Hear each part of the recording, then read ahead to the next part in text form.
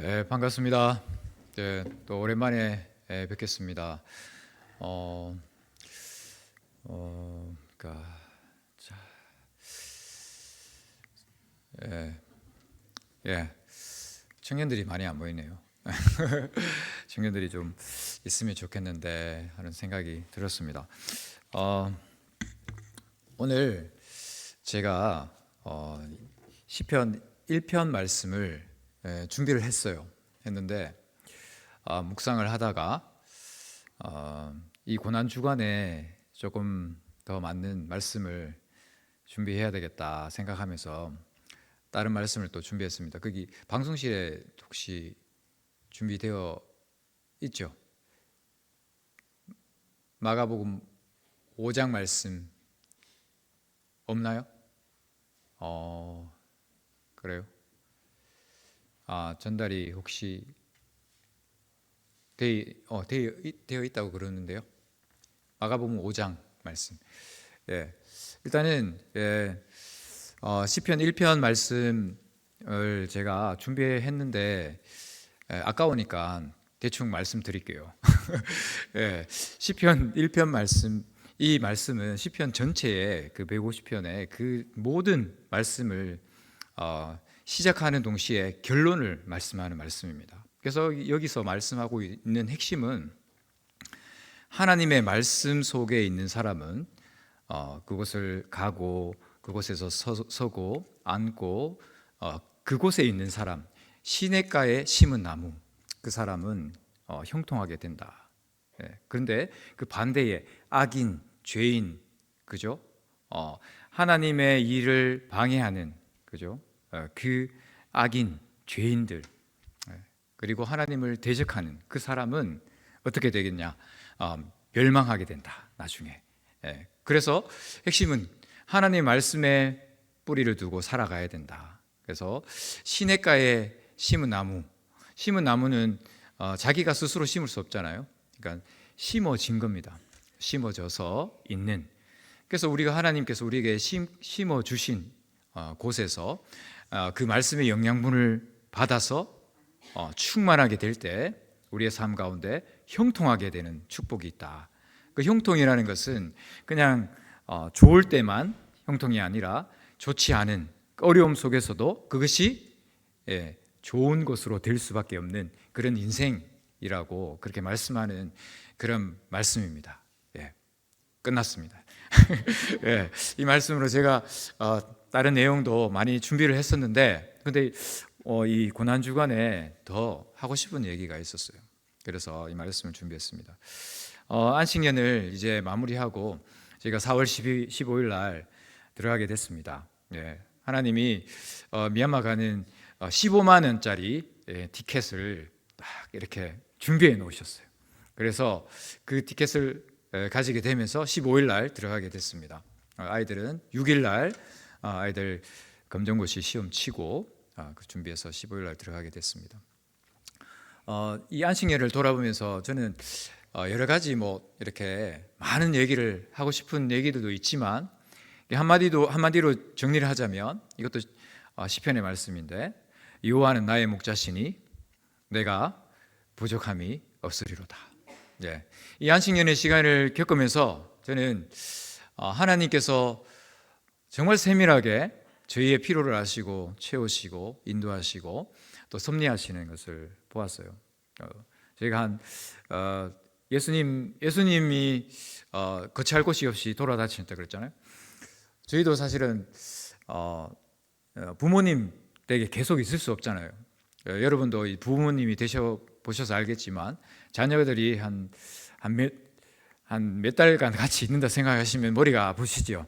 그래서 이제 부모님께도 좋지 않고 저희들에게도 좋지 않을 것 같아서 저희는 부모님 인사드리고 한 번씩 인사드리고 저희가 다른 곳에서 돌아다니면서 저희 도서관 다니면서 아이들 시험도 준비하고 저희들 공부도 하고 그렇게 생활을 했었어요.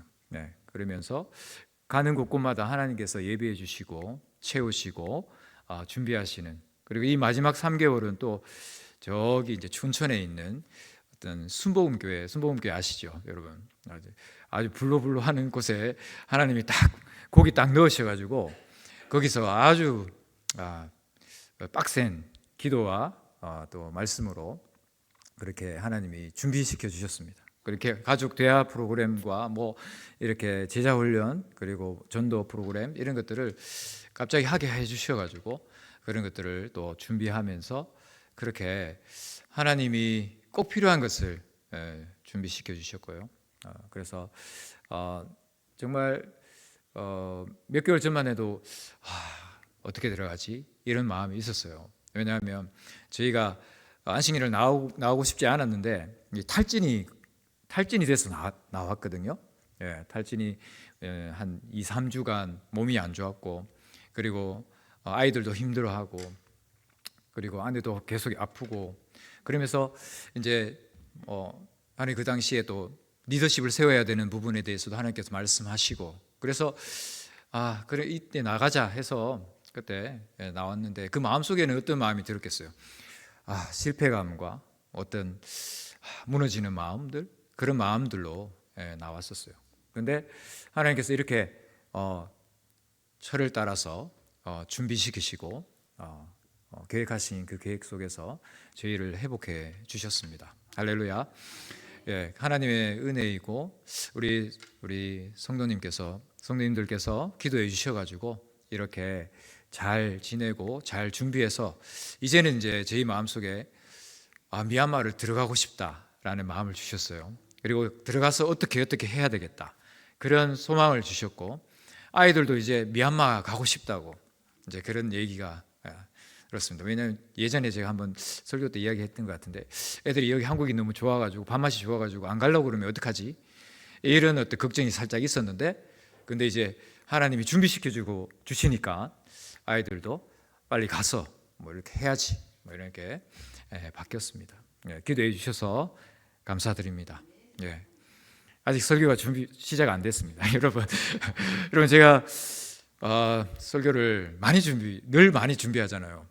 많이 준비. 주일날 오면 근데 이제 시간이 쫓겨가지고 이렇게 많이 못하니까 수요일날 왔는데 목사님이 만나자마자 시간은 1시간 이렇게 딱 말씀을 하시는데 저는 최선을 다하겠습니다. 그렇지만 성령께서 인도하시면 저는 어쩔 수 없습니다. 이게 해야 되니까 이제 급하신 분들은 이렇게 조용히 방해 안 되게 나가시면 좋을 것 같고 혹시나 이제 뭐 연속곡 시간 맞추기 위해서 나가시는 분들은 절대 안 됩니다. 절대 안 되고 그래서 말씀을 나눌 때에 함께 그 하나님의 은혜를 소망하며 갈망하며 하나님의 마음을 생각하면서 말씀을 나누면 좋겠습니다.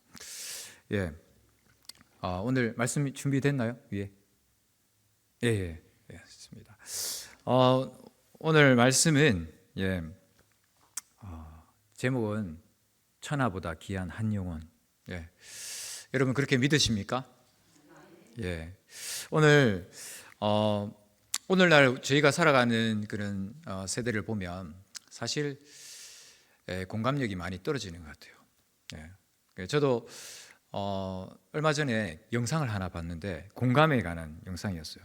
이거는 이제 성격 테스트 하는 부분에 있어서 T냐 F냐 뭐 이렇게 약간 이렇게 어떤 판단의 방향에 좀 빠른 사람이냐 아니면 어떤 느낌과 정서적인 부분에 좀 빠른 사람이냐 이런 거를 이제 구분하는 그런 질문이었던 것 같아요. 그 질문이 뭐냐 하면 이런 질문이었어요.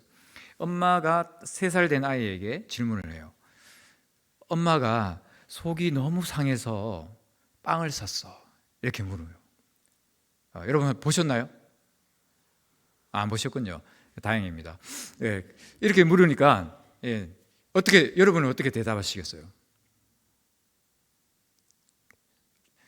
어떻게 대답하시겠습니까? 빵. 무슨 빵이야? 어떤 사람은 속이 상한데 왜 빵을 사? 그죠? 근데 어떤 사람은 어떻게 하는지 아세요? 왜 속이 상했어? 그 아이는 엄마가 왜 속이 상했는지 먼저 묻더라고요. 엄마 왜 속 상해? 이렇게 물었어요. 그러면서 눈물을 흘리는 거예요. 눈물을 닦으면서 엄마 왜 속상해 이렇게 이야기하더라고요. 예. 그게 바로 공감력인 것 같아요. 예. 다른 사람의 그 마음을 함께 품는 그 마음.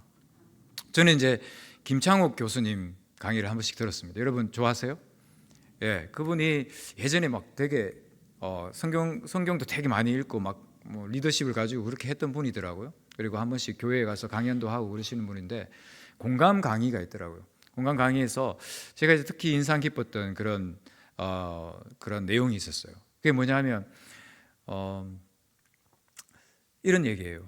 어떤 사람이 이야기했을 때에 힘든 것을 이야기하잖아요. 정말 힘들다, 너무 힘들다 이렇게 이야기하면 어떤 사람은 이렇게 이야기한대요. 나도 힘들다. 내가 더 힘들어. 이렇게 이야기하면서 어떤 사람은 막 어떤 남자들은 힘들어요 이렇게 이야기하면 야 그게 뭐 힘들어? 나는 월남 스키부대에서 얼마나 그렇게 했는데 월남에 스키부대가 있나요? 그 뜨거운 곳에 스키부대가 없잖아요. 마치 막 자기는 더 막 뭔가를 했는 것처럼 이야기하면서 막 이렇게 많이 힘들다고 막 이렇게 이야기하는 그런 방향이 있는가 하면 힘들다 하면서 이렇게 이야기했을 때에 그래 그 얘기 들으니까 내가 이렇게 마음이 아픈데 너는 얼마나 마음이 아프겠니? 이렇게 이야기하는 그런 사람이 있다고 합니다. 예, 그게 공감력의 차이인 것 같아요. 예, 이런 것을 보면서 저는 예수님이 생각이 나더라고요. 예, 예수님께서 우리를 얼마나 공감하셨는지 이 고난 주간들을 그런 예수님의 공감력, 그죠? 우리를 품어주셨던 그 사랑을 생각하며 보내고 또 그것을 어떻게 우리가 나눠야 되는지를 생각해 보면 좋을 것 같습니다. 조금 전에 이제 찻집에서 우리 권사님들과 대화를 나누는 가운데 정신질환에 대한 이야기, 우울증 이런 것에 대해서 이야기를 했어요. 이 수원서부교회 가운데도 그런 정신질환과 어려움이 있는 사람들이 있는 것 같습니다. 근데 제가 경험한 그러한 또 상황 속에서도 그런 걸 경험했어요. 제가 예전에 대구에서 사역할 때 어떤 집사님 두 분과 성경 공부를 했어요. 이분들은 특별한 분이었어요. 이분들은 정신과 약을 먹는 분이셨어요. 약을 10알씩 15알씩 그거 먹으면 진짜 배부르지 않겠어요? 그 약을 드시는 분이었어요. 노란 약, 파란 약 그러면서 여러 가지를 먹으면서 살아가시는 분이었는데 그 약이 정말 그분들에게 진짜 도움이 되는 건지 모르겠다라는 생각이 들었었어요. 왜냐하면 약을 먹고 또 어떤 때는 1, 2주 안 보이면은 시설에 가서 또 나중에 물어보면 시설에 너무 통제가 안 돼서 시설에 갔다 왔다 그렇게 이야기하시고 그런 얘기를 들으면서 오히려 부작용이 더 심한데 그런 생각을 했었어요. 그런데 이제 제가 이 안식년 때에 책을 하나 읽었었는데 그 책이 뭐냐 하면 요한 할이라는 분이 쓰신 벌거벗은 정신력이라는 책이 있습니다. 이분은 사회학자이고 컬럼리스트인데 이분이 그 책에서 이야기하고 있는 부분이 있어요. 뭐냐 하면 이분도 10년 동안 그 약을 먹었대요. 항우울제 이런 걸 먹었는데 이분이 이제 한 200명이라는 사람들을 찾아다니면서 정말 전문가, 불안과 우울에 관한 전문가들을 찾아다니면서 또 그곳에 깊숙이 있는 사람들 찾아다니면서 조사를 했는데 그 항우울제가 그 플라시보 현상 속에서 나왔다라는 이야기가 있어요. 이게 무슨 얘기냐 하면 이런 얘기예요. 이 약이 있는데 이 약이 전혀 그 우울증과 불안에 도움이 되지 않는 정신과 약이 아니에요. 근데 이 약을 그냥 하나 주면서 이게 그 질병에 엄청나게 도움이 될 겁니다 하고 딱 주면 그걸 먹으면 사람이 어떻게 될까요? 효과가 나타나요. 효과가 나타나가지고 일시적으로 그게 좋아져요. 근데 시간이 지나면 그게 아니죠. 이게 하나를 먹었다가 나중에는 2알 먹었다가 나중에는 노란색 알에서 파란색 약으로 먹어야 되고 점점 양을 늘려가고 부작용은 더 나타나고 그게 드러났어요. 제약회사에서 한 1000가지 실험을 하면 그중에서 한 가지만 좋은 게 나오면 이걸 가지고 효과가 있다라고 선포하면서 그 약을 파는 것을 이게 다 조사하면서 밝혀내더라고요. 그러면서 병이라고 그러면서 뭔가 질병이라고 그러면서 이게 뇌의 문제라고 하면서 세로토닌 분비가 낮아서 높여줘야 된다 하면서 약을 처방하지만 이게 근본적인 해결책이 아니라는 거죠. 해결책이 없다는 거죠. 근데 중요한 것은 그 원인이 아니라 다른 원인이 있다는 거죠. 이분이 경험했고 대화 속에서 전문가들을 보면서 찾아보면서 느꼈던 것은 바로 이 문제가 이 부분만의 문제가 아니라 바로 정신적인, 사회적인 그 모든 부분에 있어서 단절된 뭔가가 있었기 때문에 문제가 생겼다는 거죠. 여러분 이해가 가시나요? 여기까지? 이해가 안 가시는군요. 그 중요한 문제는 단절이라는 거죠. 이 세상에 일어나는 단절로 인해서 뭔가 문제가 일어났다는 거죠. 이 코로나를 겪으면서 여러분 우리에게 나타난 현상입니다. 단절이 일어났잖아요. 그러면서 관계의 단절, 어떤 사람과의 관계, 또 여러 가지 상황 속에서 일어나는 여러 가지 문제의 단절, 그리고 경제적인 부분에서 너무 힘들고 어려운 그런 단절의 문제들, 이런 것들을 여러 가지를 겪으면서 사람들에게 나타나는 증상, 불안과 우울, 정신적인 질병, 이런 것들이 있다는 것입니다.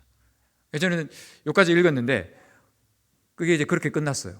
그런데 그러면서 저는 제 마음속에 드는 마음이 들었습니다. 어떤 마음이 들었냐면 마지막 결론적인 챕터를 하나 더 넣고 싶더라고요. 그게 뭐냐 하면 이 단절의 문제가 어디서 왔냐는 거죠. 이 단절의 문제는 결국 하나님과의 단절 때문에 온 걸로 믿습니다. 할렐루야. 이 모든 인간의 문제는 하나님과의 단절로 인해서 왔고 그것은 바로 죄의 문제죠. 그게 자신의 어떤 선택의 부분 아니면 어떤 그 죄 속에 있기 때문에 영향을 받아서든 간에 죄의 문제 속에서 이러한 분들이 단절이 있다는 것이죠. 그래서 저는 그 단절을 생각하면서 정말 이 세상에 하나님의 영광을 위해서 하나님이 쓰시는 질병도 있습니다. 그렇지만 이런 죄의 문제라면 마귀의 장난, 사단의 장난이고 그런 부분이라면 영적인 전쟁의 관점에서 이 부분들을 바라봐야 된다는 것이죠. 이해가 가십니까? 그래서 오늘 이 본문의 말씀이 바로 그런 내용이라는 겁니다. 여러분, 로마서 1장 21절에서 24절 말씀을 우리 같이 한번 읽어볼까요? 한번 같이 읽겠습니다. 시작. 하나님을 알되 하나님을 영화롭게도 아니하며 감사하지도 아니하고 오히려 생각이 허망하여지며 미련한 마음이 어두워졌나니 스스로 지혜 있다 하나 어리석게 되어 썩어지지 아니하는 하나님의 영광을 썩어질 사람과 새와 짐승과 기어다니는 동물 모양의 우상으로 바꾸었느니라. 그러므로 하나님께서 그들을 마음의 정욕대로 더러움에 내버려 두사 그들의 몸을 서로 욕되게 하게 하셨으니. 여러분 마지막 구절에 뭐라고 나오죠? 더러움. 하나님을 가까이 하지 않고 그렇게 하나님을 떠난 사람에게 나타나는 더러움에 내버려 두는 그러한 과정이 있었습니다. 죄라는 것이 로마서 1장 28절에 보면 사람이 하나님을 마음에 두기 싫어했을 때 그게 죄로 나타나는 거죠. 그래서 그 죄가 어떤 죄악의 어떤 증상으로 나타나는지 그 뒷부분에 설명하고 있어요. 죄의 모습들이. 여러분, 이 죄의 모습은 바로 이렇습니다. 더러움이. 어떤 사람은 이 더러운 세상 그러면서 자살하는 사람도 있고 정말 욕하는 사람들도 있죠. 근데 죄악이 가능한 곳에, 죄악이 편만한 곳에 바로 마귀의 장난이, 사단의 괴계가 있다는 거죠. 이 죄에 대해서 설명해 놓은 그러한 예화가 있더라고요. 책을 읽으면서 보았는데 어둠 속에, 죄악 속에 있는 사람이 어떤 상태인지를 예화를 통해서 설명을 했더라고요. 예를 들면 이런 겁니다. 흑단목의 브로치 아세요? 여기 목에 딱 걸면 약간 갈색에 이렇게 돼 있는 그렇게 브로치가 있는데, 어둠 속에서 이 브로치를 만졌어요. 만지니까 브로치인가 보다 했는데 나중에 밝을 때 보니까 바퀴벌레였어요. 네. 그리고 뭔가 이렇게 털이 뽀송뽀송하게 나 있는 그런 장난감이 있는 것 같아서 만졌어요. 근데 나중에 밝은 데서 보니까 독거미였어요. 네. 그리고 또 캐스네츠 소리 딱딱딱딱 소리 나가지고 이게 악기 소리인가 보다 했는데 나중에 보니까 방울뱀 소리였어요. 예. 그리고 이게 털이 뭉실뭉실하게 나 있는 그 어떤 애완동물인 줄 알고 탁 쓰다듬었어요. 근데 나중에 보니까 사자였어요. 예. 그처럼 죄악 속에 있는 사람은 그게 얼마나 위험한지, 얼마나 자기를 해할지 모르는 상태에서 단지 좋은 것처럼 이렇게 그 죄에 빠져들어간다는 거죠. 에스키모인들이 그 늑대를 잡는 방법이 있대요. 들어보셨어요? 어떤 방법이냐면 그 칼에다가 피를 묻혀요. 피를 잔뜩 묻히고, 날카로운 칼에다가 피를 잔뜩 묻히고 그것을 땅에다가 심어 놓습니다. 쓰러지지 않게. 그러면 어떻게 될까요? 어떤 증상이 일어날까요? 늑대가 오겠죠. 피 냄새를 맡고. 그 피를 빨아먹어요. 그 피를 빨아먹으면서 어떤 증상이 나타날까요? 자신의 피가 나오는 거예요, 같이. 근데 그걸 계속 빨아먹어요. 계속 피에 취하면서 빨아먹다가 결국은 늑대가 쓰러져 죽습니다. 예, 그처럼 죄라는 것이 이렇다는 거죠.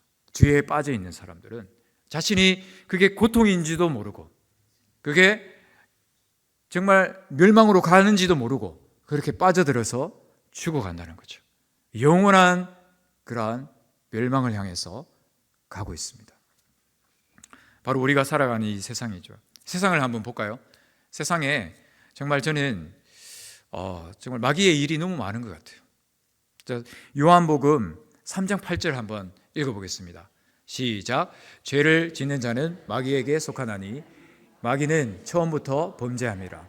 하나님의 아들이 나타나신 것은 마귀의 일을 멸하려 하심이라. 아멘. 여러분, 죄를 짓는 자는 마귀에게 속했다고 이야기하죠. 그리고 예수님께서 무슨 일을 하기 위해서 오셨다 그러죠? 마귀의 일을 멸하러 오셨습니다. 예, 우리를 구원하시기 오셨죠. 죽어주러 오셨죠. 마귀의 일을 멸하려고 오셨습니다. 오늘 이 본문 말씀은 마가복음인데요. 마가복음 4장에 보면 이 마가복음 4장에 풍랑을 잠잠케 하시는, 바다와 바람을 잠잠케 하시는 그런 예수님의 사역이 나옵니다. 그런데 그때에 여러분 기억나세요? 어떻게 그거를 잠잠케 하셨는지? 마치 인격인 것처럼 꾸짖어요. 네. 꾸짖으면서 잠잠게 되잖아요. 그는 영적인 전쟁의 차원에서 예수님께서 다가가신 겁니다. 이 마가복음에는 하나님 나라가 확장되어가는, 회복되어가는 그런 방향에서 많은 사건들이 펼쳐지고 있습니다. 예수님께서는 그런 관점에서 이런 치유의 사역을 하고 계시다는 거죠. 오늘 본문도 그러한 관점에서 우리가 볼 수 있습니다. 이 세상이 정말 그러한 죄악 속에서 많이 물들어 있습니다. 여러분, 저는 지금 일어나고 있는 전쟁들을 보면서 그런 생각을 많이 합니다. 여러분, 이 이름들 기억나시죠? 히틀러, 푸틴, 그리고 하마스 지도자, 그리고 시진핑, 미얀마의 밍아웃라인, 쿠데타의 주역이죠. 자, 이런 사람들을 보면서 어떤 공통점이 있는 것 같습니까? 사람들을 죽이는데 아주 잔인합니다. 포악하고 그냥 파리 목숨보다도 더 못하게 보는 것 같아요. 그들이 그 마음속에 두고 있는 것이 뭘까요? 탐욕 아닐까요? 그 죄 속에서 일어난 탐욕, 더 뭔가를 쟁취하고 가지려고 하는 그런 마음 아니겠습니까? 돈과 쾌락과 또 권력, 힘, 이런 거는 하나님께서 우리에게 선물로 주셨어요. 근데 사람들이 이 마음속에 하나님 두기를 싫어하고 죄 가운데 있을 때에 이러한 것들이 오히려 변질되어서 우리에게 다가왔죠. 죄의 유혹으로 다가왔죠. 나 자신을 세우고 나 자신의 탐욕을 세우고 그러면서 이 땅 가운데 나타나고 있는 그런 안타까운 일들이 지금 우리 주변에 너무 많다는 겁니다. 여러분 동의하십니까? 전쟁뿐만 아닙니다. 그죠? 지금 마약의 문제도 정말 심각하잖아요. 필라델피아에 가면 거의 좀비처럼 걸어다니고 있는 사람들이 많다고 합니다. 근데 그 미국만의 문제였는 줄 알았는데 지금 우리 한국의 강남에 그러한 모습들을 하고 있는 사람들이 많이 나타나고 있대요. 그리고 우리 청소년들이 인터넷으로 그 마약을 구입해서 지금 섭취하고 있다고 합니다. 예. 그러한 현상이 지금 우리 가운데 나타나고 있습니다. 중독의 문제는 얼마나 또 심각한가요? 이런 모습을 보면요, 통제가 되지 않습니다. 사람이 통제할 수 있는 영역을 넘어서고 있는 것 같아요. 그죠? 오늘 본문 말씀을 한번 볼까요? 예수님께서 이 거라사 지방으로 가십니다. 1절과 21절에 보면 이런 말씀이 있습니다. 1절에는 거라사 지방으로 들어가세요. 21절에 보면 거기서 다시 배를 타고 나오십니다. 그러면 그 중간에 20절까지 그 말씀에는 의도가 있었다는 거죠. 하나님께서 어떤 목적을 가지시고 그곳에서 뭔가를 하셔야 될 분명한 목적이 있기 때문에 가셨다는 거죠. 그게 뭐죠? 그 누군가를 만나고 치유하시는 그 일을 위해서 가셨다는 겁니다. 예. 할렐루야. 그 목적을 가지고 예수님께서 가셨습니다. 오늘 그 사건을 한번 제가 빨리 읊어드릴게요. 우리 구절을 한번 1절부터 한번 딱 보여주시면 감사하겠습니다. 1절에 보면 그 거라사 지방으로 예수님께서 건너가세요. 2절에 보면 무덤 사이 귀신 들린 자가 찾아와서 같이 만나게 됩니다. 그리고 나서 3, 4절에 보면 사람들이 그 사람을 제어하려고 막 이렇게 쇠사슬도 묶어두고 그렇게 했어요. 근데 쇠사슬로도 제어가 안 되는 그런 상황이 발생했습니다. 그리고 5절에 보면 그래서 그 사람들은 포기를 했어요. 포기를 하면서 마지막 보루 가족까지 포기한 거죠. 오늘날 같으면 시설에 그냥 보내는 수밖에 없는, 그죠? 그래서 그 사람을 어떻게 했냐면 밤낮 인적이 드문 동굴 무덤 그 사이에서 살아가도록 그냥 쫓아내버렸어요. 거기서 살아요. 그래서 사람들을 해하기도 하고 위협하기도 하고 했겠죠. 그리고 6절 7절로 가게 되면 그 귀신 들린 자가 예수님께 달려와 가지고 큰 소리로 부르짖어요. 뭐라고 하죠? 예. 그렇죠. 간청하잖아요. 그죠? 괴롭히지 말라고. 예. 좀 놔뒀으면 좋겠다고. 예. 부탁합니다, 예수님. 그러면서 이렇게 딜을 합니다. 딜을. 여러분 성경에 보면 이 마귀가 딜을 하는 장면이 많이 나와요. 여러분 기억나세요? 욥기서에도 나옵니다. 예. 하나님과 딜을 하죠. 예. 오늘 본문도 그렇고, 예. 그런 부분들이 많이 나와요. 근데 이제 여기 보면 또 8절에 보면 왜 귀신이 그렇게 했냐 하면 이미 더러운 귀신에게 어떻게 하셨죠? 예수님이 나오라고 했어요. 예. 그러니까 그 귀신이 그렇게 간청을 했는 거죠. 그리고 9절에 보면 그 정체가 뭐라고 나오죠? 예, 군대 귀신입니다. 그냥 약한 그러한 어떤 귀신의 존재가 아니고 잠깐 귀신이 들렸다가 괜찮아졌다가 이 상태는 아니었던 것 같아요. 이 사람은 강력한 그 군대 귀신에 들려서 완전히 사로잡혀 가지고 그렇게 컨트롤을 당하고 있는 그런 상황입니다. 그런 상황 속에서 끌려다니고 있는 거죠. 그리고 이 군대 귀신이 어떻게 하죠? 10절에 보면 강구합니다. 어떻게 강구하죠? 이 지방에서 내보내지 말아달라고 또 간청을 해요. 예수님한테. 예. 그러면서 11절, 12절에 보면 어떤 간청이 나옵니까? 예, 돼지떼에게. 예. 돼지떼가 있는데 그곳에 돼지떼에게 들어갈 수 있도록 요청을 해요. 예.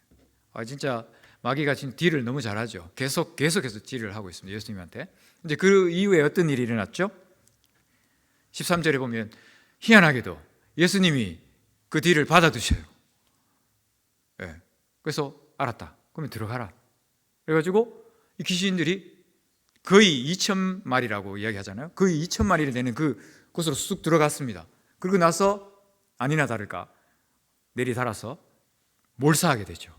예. 그 이후에 어떤 일이 일어나죠? 14절에서 16절에 보면 치던 자들이 그죠? 이 상황을 봤어요. 알리게 됩니다. 이 치던 자들이 두 가지 상황을 딱 목도하게 되죠. 어떤 상황이죠? 돼지 때 거의 2천 마리가 몰사한 것, 그리고 이쪽에는 예전에 귀신 들렸던 사람이 멀쩡하게 앉아가지고 완전히 회복되고 앉아있는 모습, 이 두 개를 딱 목도합니다. 그리고 나서 어떻게 되죠? 17절에 안타깝게도 예수님 좀 나가주십시오. 여기서는 막 어떻게 싸웠는지도 모르겠고 어떻게 됐지는 모르겠어요. 비방하고 막 그런 일이 있었을 수도 있겠죠. 떠나가 달라고. 그리고 18절에 보면 치유된 자가 예수님께 와서 예수님과 함께 있고 있습니다. 이렇게 이야기했죠. 근데 예수님은 또 희한하게도 그렇게 허락을 안 하세요. 그래 허락 안 하시고 어떻게 하냐면 너 집에 가서 가정에 가서 정말 어떻게 하나님이 큰 일을 행하셨는지, 얼마나 불쌍히 여기셨는지 그거를 가족에게 이야기해. 이렇게 이야기하셨어요. 그러고 나서 그 다음에 어떤 일이 일어나죠? 데가볼리 모든 곳에 뭔가 전해지고 놀라운 그런 역사가 일어났습니다. 놀랍게 되는 그런 역사가 일어났습니다. 이 말씀을 보면서 여러분, 마귀는 어떤 일을 하는 것 같으세요? 마귀는 하나님 일을 방해하죠. 그렇죠? 예수님의 길을 막았어죠. 그리고 구원과 치유와 회복을 방해하죠. 그런 일이 일어나고 있습니다. 이게 바로 마귀의 일입니다. 여러분, 이 사건을 보면 사실 결과적으로 보면 뭔가 실패한 것 같아요. 예수님께서 마귀의 그 간사한 속임에 쏘아가지고 그냥 쫓겨나고 그냥 그죠? 그 사람들도 잃어버리고 그랬던 것 같아요. 자, 한번 보세요. 돼지떼가 거의 2천 마리잖아요. 여러분, 저는 이제 말씀 준비하면서 한번 계산해 봤어요. 2천 마리, 돼지 한 마리 얼마죠? 50만 원으로 잡으십시다. 그러면 얼마예요? 자, 그럴 줄 알고 제가 계산해 왔습니다. 계산하니까 10억입니다. 제주도 가니까 흑돼지가 있더라고요. 더 비싸야 하지 않겠어요? 그죠? 마귀가 들어가면 흑돼지 아닐까 싶은데, 자, 그러면 더 비싸면 뭐 100만 원이면 20억. 자, 그러면은 여러분 한번 생각해 보세요. 갑자기 10억이 날아갔어요. 예수님한테 어떻게 하시겠어요, 여러분? 예수님한테 좋은 마음으로 뭐 말하지는 않았겠죠, 그죠? 그런 상황이 있었다는 겁니다. 그러면서 사람들에게 쫓겨난 예수님. 그리고 보면 실패예요. 완전히 인간적으로 봤을 때 완전히 실패였는데, 근데 성경을 보면 또 이 본문에서도 보면 우리가 꼭 기억해야 될 것은 막 우리 실패인 것 같은데 하나님을 믿고 가는 하나님의 사람의 그 길에는 그죠? 승리가 있다는 겁니다. 결국은 승리라는 것입니다. 우리는 뭔가 멈춘 것 같은데 하나님의 역사는 계속되고 있다는 거죠. 지금 이 순간에도 바로 여러분의 그 힘든 그 어려움과 그 삶 가운데도 하나님은 계속해서 역사하고 있다는 것입니다. 그것을 믿으시기 바랍니다. 그래서 여러분, 점점 세상이 이 죄악 속에서 자기 사랑에 빠져간다고 그러죠. 말세에는 그죠? 그리고 자기는 사랑하는데 다른 사람을 향해서 어떠죠? 사랑이 식어가지고 그리고 포악해지고 점점 그죠? 잔인해지고 그러한 모습들이 나타나고, 사람들은 그거를 통제할 수 있는 힘이 있어요, 없어요? 없는 것 같아요. 저는 보니까 전쟁이 막 여기저기서 일어나고 그죠? 질병도 일어나고 이런 모습들을 보면서 사람들은 뭐 통제할 수 있는 것이 뭐 이렇게 이렇게 과학과 그죠? 지식을 총동원해서 뭔가를 하고 있지만 통제력을 상실한 것 같습니다. 예. 여러분, 해결책이 없나요? 여러분에게 해결책이 있으십니까? 예, 해결책이 있습니다. 그죠? 이 고난주간에 우리가 생각하는 그분, 하나님은 바로 이 하나님과의 단절로 오는 이 문제, 이 죄의 문제를 예수 그리스도를 통해서 해결하기를 원하셨습니다. 이것이 바로 하나님의 방법입니다. 여러분, 다른 방법은 없습니다. 여러분, 다른 이로서는 구원을 얻을 수 없나니 천하 사람에게 구원을 얻을 만한 다른 이름을 주신 일이 없습니다. 그리고 그저 어떻게 이야기하죠? 나로 말미암지 않고는 아버지께로 올 자가 없느니라. 내가 길이요 진리요 생명이다. 바로 예수님께서 말씀하셨습니다. 그리고 이 땅 가운데 우리를 위해서 죽어주러 오셨다는 겁니다. 예수 그리스도께서 바로 이 고난 주간을 통하여서 여러분, 우리가 무엇을 묵상해야 될까요? 고난 주간 정말 예수님께서 십자가 달려 죽으셨기 때문에 슬프고 참 우리도 고난에 동참해야지. 정말 이것에만 그치면 안 될 것 같습니다. 이 고난 주간의 의미는 예수님께서 왜 그 고난을 당하셨는지, 왜 그 십자가를 지셨는지 이 부분으로 가야 될 줄로 믿습니다. 그래서 그 예수님께서 초점을 두고 계셨던 바로 그곳, 바로 한 영혼을 향한 그 마음으로 우리 마음이 모여져야 되는 줄 믿습니다. 할렐루야. 예. 그래서 이 고난의 주간을 통하여서 우리는 영혼을 생각하기 원합니다. 정말 예수님께서 얼마나 공감하셨는지, 얼마나 긍휼히 여기셨는지, 그리고 정말 자기의 모든 몸과 마음 중심을 다하여서 체휼하셨는지 이 부분을 우리가 보기를 소망합니다. 할렐루야. 예. 여러분, 예수님은 여러분의 아픔을 아십니다. 여러분을 정말 사랑하십니다. 정말 여러분을 자유케 하기 원하십니다. 그리고 죽어주러 오셨습니다. 위대한 사랑을 십자가에서 흘리신 그 보배로운 피, 그 표현, 그 행동, 그 사랑으로 말미암아 우리가 지금 이 자리에 있고 또 누군가는 구원을 얻게 될 것입니다. 여러분, 주변에 혹시 그런 사람이 보이시나요? 여러분, 그분들의 목소리가 들리시나요? 아파하고 있는 그 사람들. 여러분, 때로는 우리가 만나는 사람들이 세상적으로 너무 성공하고 너무 화려하기 때문에 저희는 이렇게 생각할 수 있어요. 저 사람은 괜찮은 것 같아. 근데 여러분, 분명히 아셔야 됩니다. 기독교계의 아주 저명한 저술가가 친구 중에 아주 세상적으로 성공한 그 사람에게 질문을 했습니다. 친구, 자네는 정말 평안한가, 행복한가? 물었을 때, 나 괜찮아. 나 정말 요즘에 잘 나가. 괜찮아. 이렇게 이야기했대요. 친구, 거짓말 하지 말게. 이렇게 이야기해요. 그러니까 그 친구가 어떻게 알았냐고 이렇게 물어요. 그러니까 이 사람이 이야기합니다. 이 저술가가 하나님이 없는 사람은 절대 평안할 수가 없다. 하나님이 없는 사람은 절대 행복할 수가 없다. 여러분, 이것을 믿으십니까? 멀쩡하게 보이는 그 사람들도 예수 그리스도가 없으면 절대 행복이 없습니다. 일시적인 뭔가는 있을 수 있겠죠. 그러나 참 평안이 없다는 것입니다. 여러분, 우리는 바로 이 예수님의 마음에 집중해야 합니다.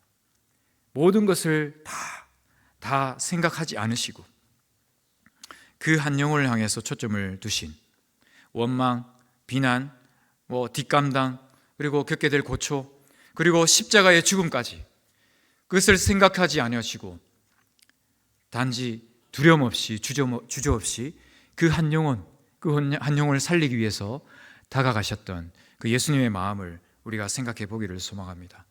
5절을 같이 다시 한번 읽어볼까요? 5절 말씀 한번 띄워주실까요? 5절 말씀 우리 같이 한번 읽겠습니다. 밤낮 무덤 사이에서나 산에서나 늘 소리 지르며 돌로 자기의 몸을 해치고 있었더라. 여러분, 공감이 가세요? 제가 시작에 공감에 대한 이야기를 했었는데 여러분, 이 얘기를 읽으면서 정말 그 아픔이 느껴지세요? 예. 우리는 혹시 그렇지 않나요? 어떤 나라에 전쟁이 퍼지고 막 이렇게 미얀마에 쿠데타가 해서 사람이 머리에 총을 맞고 막 쓰러지고 이런 걸 보면서 그죠? 안타깝네. 정말 안타까워. 그러면서 여보 오늘 저녁 메뉴는 뭐야? 우리 이렇게 생각하지 않나요? 예. 그냥 거기서 멈춰버리지 않나요? 예.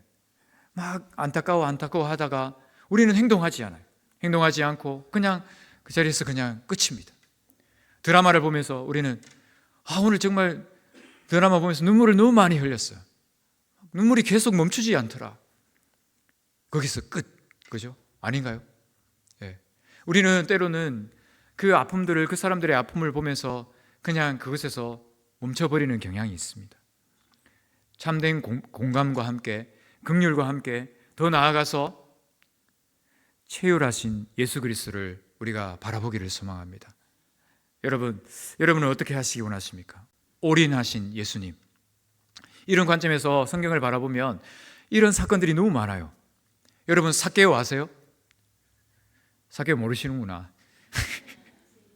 삭개오요. 어떤 사람 삭개오 아냐고 물어보니까 그 일본 사람 아니에요. 이렇게 삭개오상 그러면서 삭개오는요 성경에 나오는 부자였고 정말 키가 작았던 것 같아요. 그리고 마음속에 열등감과 소외감과 힘든 그런 어떤 마음이 있었어요. 돈은 많았고 그런데 해결되지 않는 그런 아픔 속에서 누구보다도 예수님을 만나고자 했던 그런 사람이었던 것 같아요. 그 사람뿐만 아니라 또 우물가의 여인, 그죠? 소망이 없는 그 인생, 그리고 아들을 잃고 고통하는 그 과부, 그 예수님을 찾아가셨죠. 예수님 찾아가셨고, 그리고 문둥병자, 중풍병자, 그리고 예수님이 아니지만 예수님의 그 제자 에디오피아 내시, 진리에 대해서 고민하면서 어떻게 살아야 될지, 어느 게 진짜 인생인지 고민하는 그 사람을 향해 찾아가시고, 인생의 길을 잘못 들어서 방황하는 헛된 길로 열심을 향해 달려가는 바울을 찾아가셔서 그를 만나주신 그 예수님의 발걸음이 있었습니다. 여러분 이런 것들을 바라보면서 여러분 정말 예수님의 그 한 영혼을 향한 마음이 느껴지십니까? 여러분 우리 주변에도 참 많은 것 같아요. 어떤 권사님은 정말 믿지 않는 유교, 불교 집안에 있는 사람이었는데 그 며느리가 들어오면서 그 며느리를 통해서 정말 그 가정이 변화되면서 그 모든 가정이 유교, 불교 다 내려놓고 주님께 나오는 그런 역사가 있더라고요. 그런 일들이 우리 주변에 있습니다. 복음을 만날 때, 예수 그리스도를 만날 때 그런 일이 있는 줄로 믿습니다. 여러분 체휼이라는 단어를 아세요? 체휼이라는 단어는 그 처지를 몸으로 경험하여 긍휼히 여긴다, 이런 의미가 있습니다. 여러분 함께 고통을 당한다, 이런 의미가 있어요. 그리고 불쌍한 자와 하나가 된다, 이런 의미가 있습니다. 여러분 몸 채자거든요. 그래서 자신의 몸을 들여서 함께 그 아픔을 함께 한다, 이런 의미가 있습니다. 여러분 우리에게 필요한 것이 이 체휼인 줄로 믿습니다. 여러분 따뜻한 말로 우리가 다가갈 수 있습니다. 누군가에 다가가서 조금 전에 이야기했던 것처럼 정말 너의 이야기를 들으니까 나도 정말 이렇게 아픈데 너는 얼마나 아프겠니? 이렇게 말해줄 수 있죠. 그리고 그냥 무슨 말을 할 수 없는 상황이라면 말해주지 않아도 그냥 눈물을 같이 흘려줄 수 있지 않겠습니까? 그리고 그 사람에게 손을 잡고 교회에 한번 가보자, 교회에 한번 가보자, 해결책이 분명히 있다, 교회에 한번 가보자, 이렇게 이야기할 수 있지 않겠습니까? 그리고 복음을 뜨듬이라도 복음을 준비해서 그 사람에게 그런 예수님의 심정으로 나눠볼 수도 있지 않겠습니까? 우리는 행동해야 되는 줄로 믿습니다. 예수님께서는 문에 놓고 하시잖아요. 볼지어다 내가 문 밖에 서서 두드리노니. 주님은 계속 놓고 하십니다. 우리의 마음의 문을 놓고 하십니다. 여러분의 지금 가지고 있는 그 문제에 고통하고 있는 여러분의 마음의 문도 놓고 하시고, 그 주변에 있는 그 고통하는 그 사람의 마음의 문을 놓고 하십니다. 주님은 포기하지 않으세요. 놓고 해서 문을 열어주지 않으면 또 기다리세요. 그리고 또 놓고 하세요. 어떤 분은 예수님을 이렇게 이야기합니다. 예수님은 영혼을 쫓는 사냥개라고. 표현이 좀 거칠지만 정말 사냥개는 어떻습니까? 포기하지 않는다는 거죠. 끝까지 집요하게 그 영혼을 향해서 나아가서 그 사람이 살아나기를 바라고 계시는 그 예수님의 사랑이 있다는 것입니다. 여러분, 저는 시골교회 아버지께서 목회를 하셔가지고 어릴 때 시골교회는 힘이 없잖아요. 그래서 막 부흥회를 많이 다녔어요. 이웃 마을에 뭐 부흥회 한다 그러면 같이 가가지고 부흥회하고 기도원에 같이 가고 그랬었어요. 그래서 예전에 불렀던 찬양들이 저는 마음이 참 부를 때마다 감동이 돼요. 제가 정말 주님을 만났던, 그리고 주님이 저에게 다가오셨던 그런 때를 생각하게 만들더라고요. 그런 가사들이 있는데, 여러분 그 찬양 아세요? 양을 위해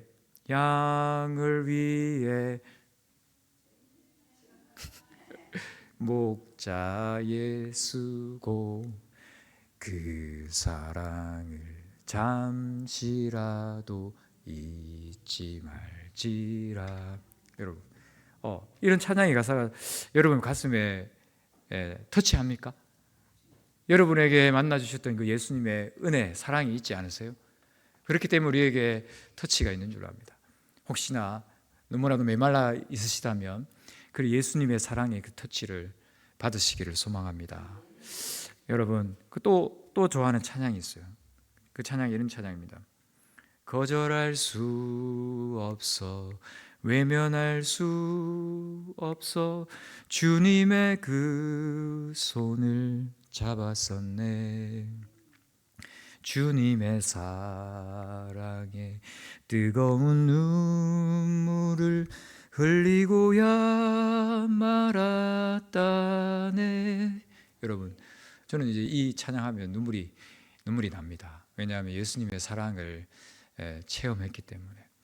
여러분, 예수님께서 여러분을 이렇게 사랑하십니다. 예, 시간이 많이 없어서 다 하기 힘든데 한 개만 더 할게요. 공감하시네라는 찬양이 있습니다. 공감하시네 찬양, 여러분 요즘에 이제 청년들이 많이 부르는 찬양인데, 그 찬양 가사 아세요? 혼자서만 세상을 사는 듯이 주가 멀어 보이기만 할 때 우리는 바라보아야 하네.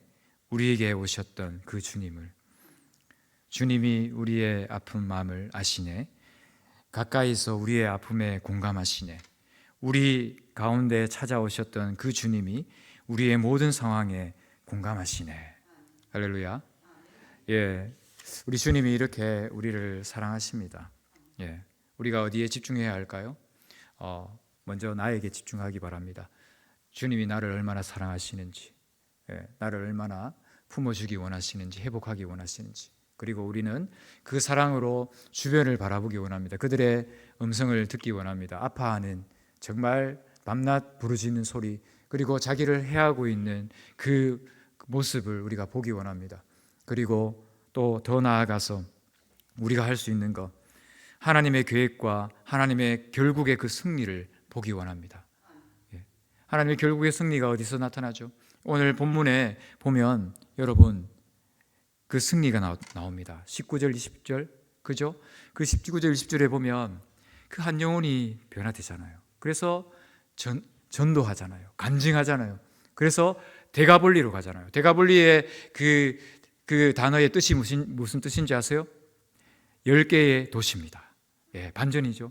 그 한 사람이 변화되었을 때에 그곳으로 달려가서, 그죠? 가장 먼저 가족에게 이야기했어요. 가족은 자기를 포기했잖아요. 근데 얼마나 충격을 받았겠어요. 그 은혜를 함께 나누지 않았을까요? 그 데가볼리 10개의 도시에 나아가서 전합니다. 여러분, 한 영혼이 얼마나 소중합니까? 그죠? 우리 이렇게 한번 이야기해 볼까요? 한번 따라서 이야기해 보겠습니다. 하나님께는 다 계획이 있으시구나. 예, 하나님께는 다 계획이 있습니다. 여러분, 지금 실패인 것 같이, 절망인 것 같이, 뭔가 잘 안 되는 것 같이 보이지만 여러분이 주님을 향한 그 끈을 놓치지 않고 나아가고 있다면 하나님께는 계획이 있으십니다. 여러분, 시티 스터드라는 그런 선교사님 아세요? 예, 한번 띄워드리겠습니다. 이분은요 정말 대단한 분이십니다. 세상에서 재력, 그리고 스펙, 그리고 능력, 모든 걸 다 가지셨어요. 예. 그래서 사람들은 이야기해요. 저 사람은 다른 거를 하면 좋지 않을까, 이런 얘기를 했어요. 근데 이분이 아프리카 선교사님으로 가셨어요. 그 가려고 결단하고 갈 때에 그 친한 친구가 와서 물었어요. 근데 너가 선교사로 가는 거는 자네에게는 정말 너무 큰 희생이 아닌가. 자네만큼은 다른 것을 할 수 있지 않겠나, 이런 이제 이야기를 했어요. 그때에 이 고백을 그 선교사님이 하셨습니다. 우리 한번 같이 읽어볼까요? 시작. 하나님의 아들 예수 그리스도가 이 땅에 오셔서 나를 위해, 나를 구원하시기 위해서 십자가에 죽으신 것이 참으로 사실이라면, 그것이 참으로 사실이라면 내가 그를 위해서 바치는 희생은 그 어떤 것도 지나친 희생일 수 없다. 할렐루야. 여러분, 돼지 2,000마리 10억 아깝죠. 예. 우리에게는 때론 아깝고 고민하게 되는 때가 있는 것 같습니다. 그러나 때로는 우리를 막아서는 그러한 장애물이 될 수도 있죠. 근데 우리가 가장 먼저 예수님께서 나를 다가오셨던 그 사랑을 먼저 생각하기 원합니다. 그 사랑으로 한 영혼을 향한 마음을 가지고 나아가기를 소망합니다. 그리고 우리가 할 수 있는 최선을 다해서 공감하고 긍휼히 여기고 그리고 체휼할 수 있는 은혜가 있기를 소망합니다. 여러분, 이제 저희는 두 번째 텀을 향해 달려갑니다. 15일 날 우리가 가게 되는데, 지금 저희가 가려고 하니까 미얀마가 상당히 힘들어지고 있네요. 미얀마 상황이 쉽지 않습니다. 지금 이 나라 전체적인 분위기가 기독교 교육에 대해서 핍박하는 그런 분위기가 되어 있습니다. 성경을 가르치지 못하도록 하려고 하는 그러한 방향이 있습니다. 왜냐하면 군부가 많이 위기가 있는 것 같아요. 그래서 발악을 하는 그러한 모습인 것 같습니다.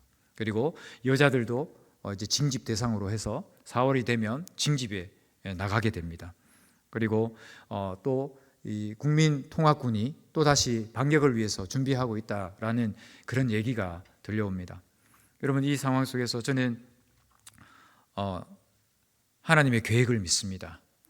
언제나 하나님께서 계획하시고 그 어려운 속에서도 하나님이 일하실 줄로 믿습니다. 제가 기도문을 하나 적어봤습니다. 한번 기도하는 마음으로 한번 들어주시면 감사하겠습니다. 주님, 할일 많은 어두움의 그 땅에 빛 대신 예수 그리스도 만나주시는 그 은혜 가득하기를 기도합니다. 핍박이 크면 역사가 더 크고 어둠이 깊으면 은혜는 더 큽니다. 그들을 주목하시는 예수 그리스도의 심장이 기도 가운데 느껴집니다. 손가락 3개 들며 민주주의를 외치며 죽어가는 절규하는 사람들, 밤낮으로 상실과 단절로 아파하는 사람들, 간절한 기도 속에서 터져나오는 크리스천들의 중보 속에서 하나님의 마음을 느낍니다. 예수 그리스도의 십자가의 사랑으로 나아가기를 소망합니다. 미얀마 그 학교 학생 한 영혼 한 영혼이 시냇가에 심겨진 나무처럼 잘 자라서 그 땅을 품고 치유해 나갈 그날을 기대합니다. 꿈꿀 수 없는 그 자들이 살아나기를 기대합니다. 그리고 앞으로의 복음 전도 사역의 그 현장이 그들에게 하나님을 알게 하고 예수 그리스도를 만나게 하는 그런 시냇가가 되기를 갈망합니다. 그 일을 위해 주님 앞에 날마다 온전히 변화되는 제가 먼저 그 한 영혼이 되기를 소망합니다. 그리스도의 계절 변화된 그들의 영혼, 그 영혼을 통해서 곧 그 계절이 오리라 믿습니다. 모세, 다니엘, 느헤미야, 사무엘, 요셉, 바울과 같은 그 땅을 품고 변화시킬 축복의 통로가, 거루터기가 하나님의 놀라운 섭리와 계획 속에 세워짐을 믿습니다. 간절히 하나님의 영광을, 하나님의 나라의 회복을 기도합니다. 아멘. 여러분은 누구를 품으시겠습니까? 누구에게 예수 그리스도의 그 최후를 나타내기 원하십니까? 한번 생각해 보시기를 소망합니다.